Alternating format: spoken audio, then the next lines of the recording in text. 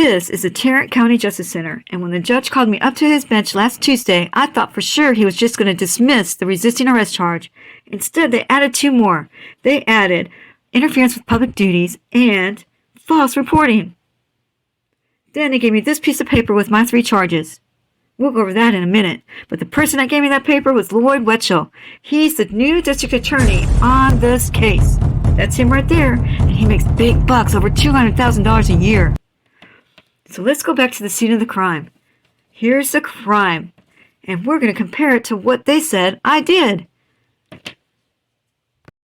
Police officers in Fort Worth, Texas are very non-transparent. Anytime you ask them a question about what's going on, they ignore you and walk by you or refuse to answer you. And that's exactly what happened this night. To me, it looked like they were towing cars off, so I wanted to be sure they were. I thought maybe if I ask, they'll tell me what's going on. And here's what happened. Does anybody know how to do these? This is what the sign says.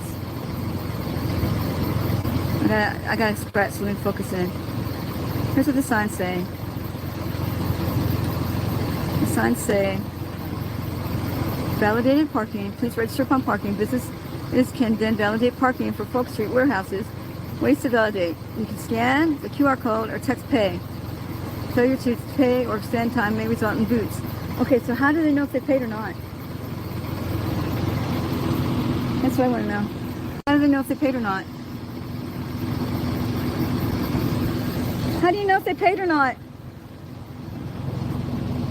How do you guys know if they paid or not? Oh, they're going to ignore me too. Help! Rape! Fire! Fire! Fire! Fire! Fire! That's great community relations too.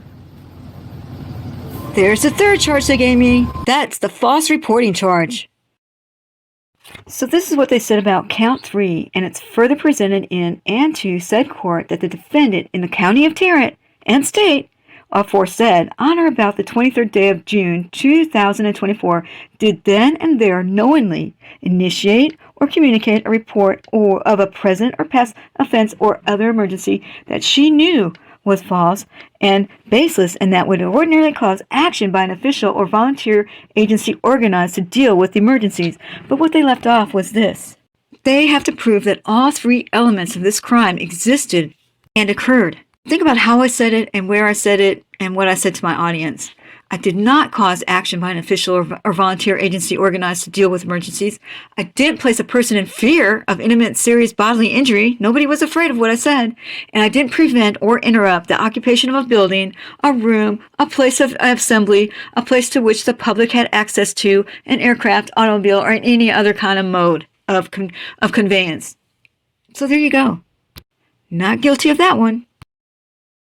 So let's look at some more videos, shall we? Now this is a view from a surveillance camera from above. This had nothing to do with the police. This came from a store. As you can see, I'm standing next to a police car, and I'm going to walk towards the 2 ladies that were just kind of strolling along and ask them some questions because I want to know if they're really towing the cars or not. How do you know if they paid or not? How do you guys know if they paid or not? Oh, they're going to ignore me too. Help! Rape! Fire! Fire! Fire! Fire! Fire! That's great community relations too. Here comes the exact moment Kruger exited the car. Get your timers ready. Let's see how long it takes for him to exit the car till I'm down on the ground. Hey ladies, hey Kruger. No, I'm not going to before. There's no investigation, there's no nothing. You can go to the other side of the street, you're going to get arrested. I'm not warning you again. What are you talking about? Go to the other side of the street right now. Wait, tell me why first. We're doing an You're under arrest. Turn around. Stop.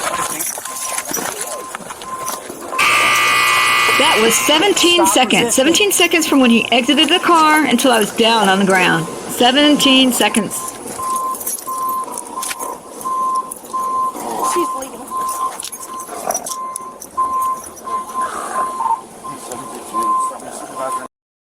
So let's look at the second count they're trying to get me on, okay? Count 2, and it is further presented in and to said court that the defendant in the county of Tarrant and the state aforesaid on or about the 23rd day of June 2024 did with criminal negligence interrupt, disrupt, impede, or interfere with M. Kruger, a peace officer who was performing a duty or exercising authority imposed or granted by law, namely a criminal investigation, by refusing a directive to move away from the scene of the investigation. Okay. Well, what they're not saying in this one is that they have 4 elements that they have to prove.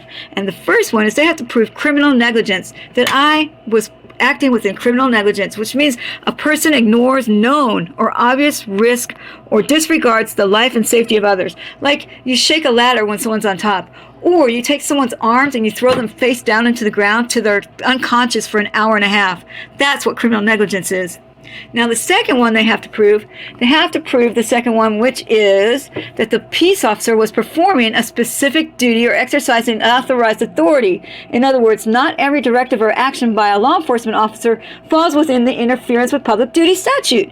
Because some of them don't and some of them do. But see, I'm allowed to walk around and take pictures and record police encounters, but I'm not free to just create an unreasonably dangerous environment through an intrusion or threatening behavior. I didn't do any of that. So they have to prove that I did. The third one they have to prove is that they have to actually demonstrate how the suspect, how my conduct specifically hindered performance of his duty. In other words, he got out of the car to see me. I didn't go to his car. He got out of the car and saw me. I was in that area for 20 minutes. Nobody told me to leave except for him. There were no cones. There were no tape. He came to me. I didn't go to him to interfere with him. So that one's out. And the fourth one is they have to prove that this interference was more than free speech, if there is any interference at all, because most interference is physical. What I don't understand is when we pay somebody $200,000 a year, they don't see what I see and the rest of everybody else sees. How come he doesn't see excessive force, unlawful arrest, unlawful directives, violation of all my rights because I went to jail, I was hurt, I had my arm broken almost, and he doesn't see that, but they are treating me like a criminal at the court? That's what we pay $200,000 a year for. And it was actually only 9 seconds from the time he spoke to the time he slammed me. So let's look at the first charge that he decided to go ahead with and not just dismiss like the right thing to do would have been. This is what the first charge is, and please try not to laugh.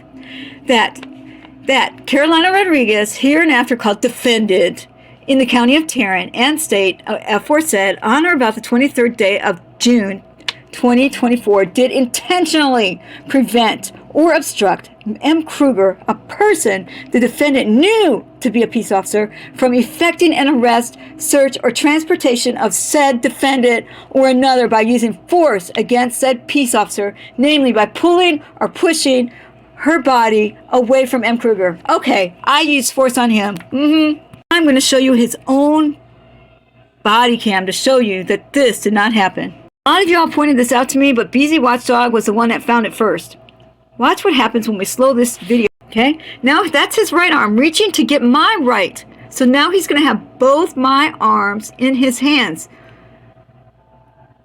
And then, if you look at the shadow on the ground, you can see I'm not resisting, but I'm flopping around because like he's just pushing me all around with my arms like that. Like, that's how it got, he bent him so hard, that's how that elbow got popped out of joint and that shoulder got popped out of joint. Because of how he was doing right here. This is where it got popped out of joint. It hurt that much, and that's why I was jumping all around like I was. And if you look at the shadows, you can see right there that I wasn't resisting. He was just using excessive force on me, and it just kind of looked like I was resisting, but I couldn't because my arm was broken and pushed out of joint, so I couldn't resist. And there I'm going to go down. And you can see I'm not resisting because he's got me from behind with both his hands in my arms. You can see by the shadows. So there you go. That's what he did. That's not resisting. Look at, he's still got both my arms. Hero, stopping me from like interfering. What a great hero he is. And there I'm getting locked up. What I really want to do is thank everybody who's helped me with super chats and everything so I can get all this stuff paid for. I'm really behind in the hole right now because of all this mess. And but I do want to showcase right now, I want to ask everybody too, if you are near the Metroplex, please come to all our city council meetings where it's open mic. Tuesday's open mic coming up, and I can help you write a speech. It only takes 3 minutes, and I can do it for you. I'll write it for you. I'll sign you up. I'll get you here. But unless we show them that we are mad, nothing's going to happen. I want you to listen to these two people that were at the last meeting. They were great. You have to hear them. I'm not asking you to come talk about me in these speeches. I want y'all to talk about all the other stuff that's going on here. Everything. There's so much. And if you need some ideas, I'll give them to you. I want to thank these speakers from the bottom of my heart. I was only able to put 2 on this video, but I'm going to get more and more out there. Our next speaker is Jane Hull, followed by Bishop Kirkland.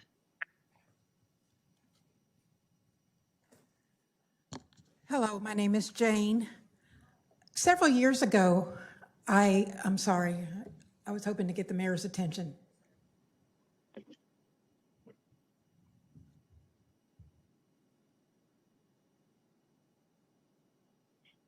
Several years ago, I was pretty distressed, wondering why there was so much conflict in this country, why red was hating blue, and why white was mad with left. And a friend of mine suggested that I go onto YouTube and view some what they called First Amendment audits. Or I more see these people as citizen journalists. And it wasn't very long before I could see what was happening. They were saying that you're going to see some individualized interactions between government officials and the people that they're supposed to serve. And these auditors also taught me my rights and taught me about our constitutional amendments.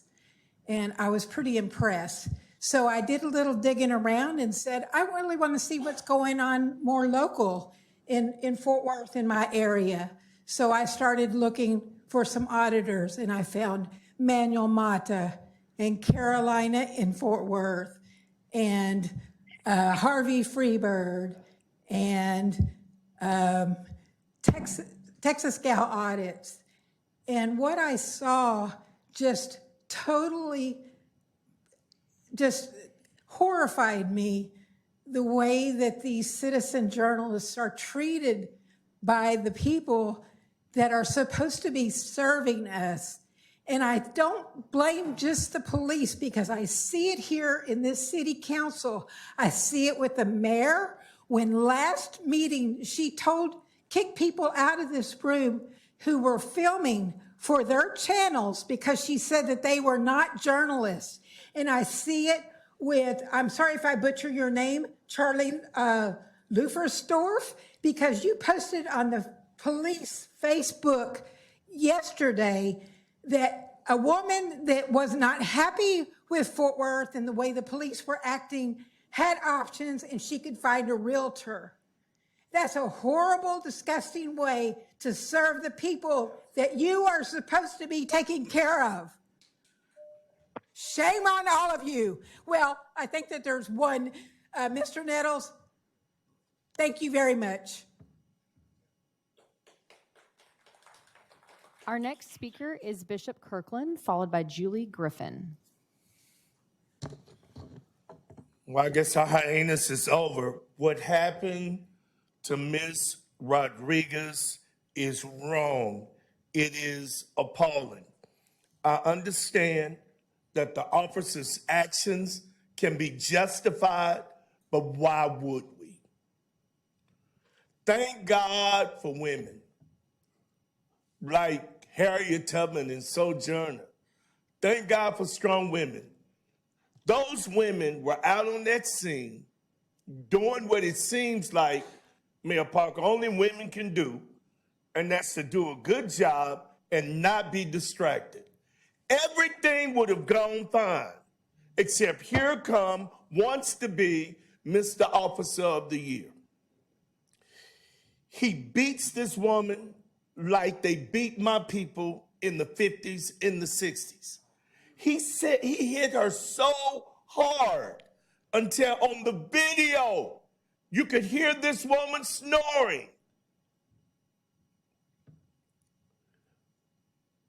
Why does this city always have to take someone else's bad apple?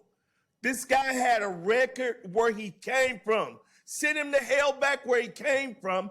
They threw him away. We went out on the street and picked up someone else's damn garbage. This officer used excessive force. It does not make sense to me. It is not right. Understand, as civil servant, he can't be fired, but I'm an old Marine. Send him to me. I'll give him some duty in such a way till he doesn't have to be fired. He'll want to quit. We must do something. We cannot allow things like Miss Rodriguez to take place because of some lunatic.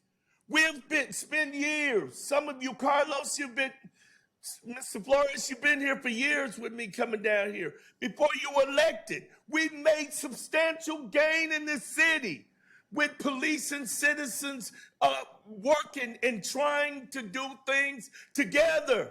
He blew it up overnight. And we had a convenient break right after he acted a fool. So we had a convenient break. Now, this is the time I normally like to be in my garden. I'm an old man now. I like to be in my garden this time. And I don't want to be in City Hall. There's some young folk need to be here. But until that bastard is fired, I'm going to be here every time you meet until he is gone.